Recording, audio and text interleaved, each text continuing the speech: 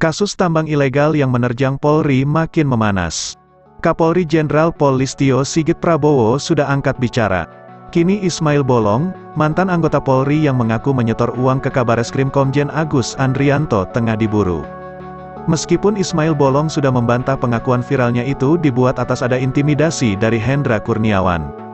Kubu Ferdi Sambo dan Hendra Kurniawan satu suara, membenarkan kasus tambang ilegal Ismail Bolong melibatkan Kabareskrim Agus Andrianto. Di tengah perseteruan Ferdi Sambo Hendra Kurniawan dengan Kabareskrim Komjen Agus Andrianto, Kamarudin Simanjuntak menyinggung gedung Baintelkam Mabes Polri yang terbakar. Lantas apa kaitannya antara gedung Baintelkam terbakar dengan kasus tambang ilegal Ismail Bolong? Kamarudin Simanjuntak menanggapi perseteruan antara Ferdi Sambo dengan Kabareskrim Komjen Agus Andrianto. Menurut kuasa hukum keluarga Brigadir J itu ada sesuatu yang terjadi di balik gedung Baintelkam terbakar. Dalam gedung terbakar tersebut juga terdapat kantor Paminal, yang sebelumnya dijabat Brigjen Hendra Kurniawan. Sebagaimana diketahui bahwa ex-karo Paminal itu merupakan terdakwa perintangan penyidikan atau obstruction justice meninggalnya Brigadir J. Sehingga dampaknya sesama anggota polisi yang berpangkat bintang di pundaknya saling sandera. Itulah yang saya sebutkan dulu dengan analisa dan kecerdasan saya selalu bilang kepada Pak Jokowi. Pak Jokowi selaku Presiden Republik Indonesia, tolong dong selamatkan Polri ini, supaya mereka tidak sandera menyandera. Karena Pak Jokowi tidak peduli, cuman bilang 4 kali buka seterang-terangnya, ya inilah mereka sandera menyandera toh.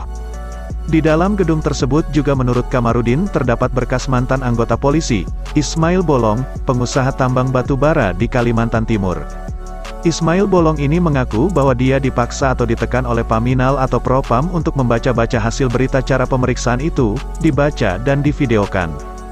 Mereka merasa bahwa Bareskrim menjerat mereka, maka tiba-tiba dari kelompok sana ada perlawanan. Padahal sebetulnya kan yang bermasalah kan Ferdi Sambo bukan institusinya. Kebetulan saja Ferdi Sambo sebagai Jenderal Bintang 2 penjahatnya, diduga penjahat, kan yang melaporkan saya bukan Kabareskrim, yang mengungkap juga kan saya. Kalau saya yang mengungkap saya yang BAP kan tidak sah, maka saya mengungkap, Bareskrim yang BAP. Jadi Bareskrim tidak salah. Kalau mereka jadi dendam kepada Kabareskrim juga tidak tepat, yang tepat itu mereka menyadari kesalahannya, kemudian minta maaf kepada Tuhan dan menyesal, minta maaf kepada orang tua almarhum Brigadir Yosua Huta Barat, pemerintah, wartawan, masyarakat Indonesia, selesai, maka pertolongan Tuhan datang.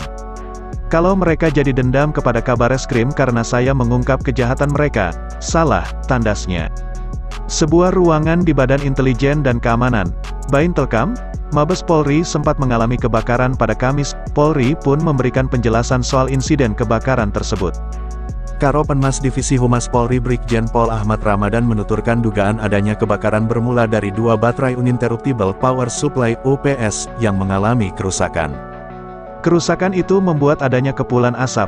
Sementara itu, Kabareskrim Polri Komjen Agus Andrianto membantah tuduhan keterlibatannya dirinya dalam kasus tambang batu bara ilegal Ismail Bolong. Apalagi, Ismail Bolong juga telah memberikan klarifikasi bahwa tak ada keterlibatan Agus Andrianto dengan tambang ilegal ini. Dalam video klarifikasi itu, Ismail juga mengaku mendapat intimidasi saat merekam video. Meski Ismail Bolong sempat mengklarifikasi pernyataannya, ex-Kadif Propam Polri, Ferdi Sambo, dan mantan Karo Paminal Divpropam, Hendra Kurniawan, membenarkan soal keterlibatan Agus. Menurut Agus, pernyataan Hendra soal laporan itu tidak membuktikan adanya keterlibatan dirinya dalam kasus tambang ilegal itu. Lebih lanjut, Agus justru mempertanyakan sikap Ferdi Sambo dan Hendra Kurniawan ketika menjabat sebagai petinggi divisi